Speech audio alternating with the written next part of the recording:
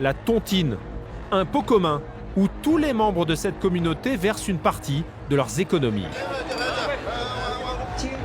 Un système d'entraide qui permet aux jeunes de se lancer comme Laurence. Il a pu se payer son commerce à seulement 24 ans. Une seule personne a accepté de lever le voile sur ce système. Cet homme habite en plein Paris dans cet immeuble et il n'est pas chinois.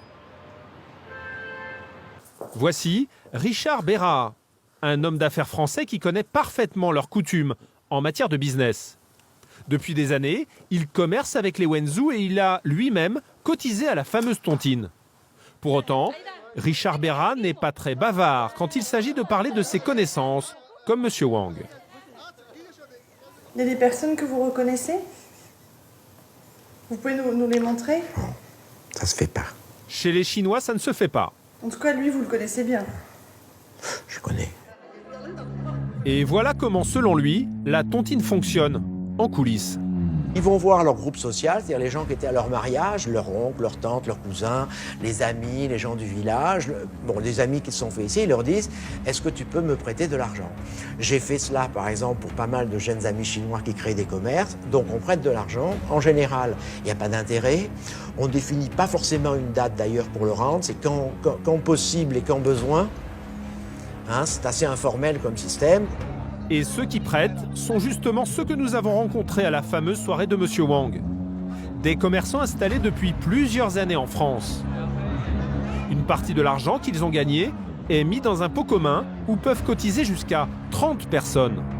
Un système basé sur la confiance absolue dans le clan Wenzhou. Est-ce que dans votre famille, il y a 30 personnes qui vont vous prêter de l'argent? Non, eux oui. La conclusion que j'en tire, je l'ai fait pour 4 commerçants chinois. J'ai prêté de l'argent à des amis français. J'ai perdu et mon argent et mes amis. Ça m'est arrivé quand même à 3 reprises. Chez les Chinois, en général, l'argent revient parce qu'ils perdraient l'honneur s'ils ne rendaient pas et on conserve très longtemps les amis. Résultat, la tontine permet aux plus jeunes d'utiliser ce système parallèle pour emprunter plus de 100 000 € en moyenne et à taux zéro. Un apport non négligeable au moment de négocier avec les banques pour acheter un bar tabac, par exemple.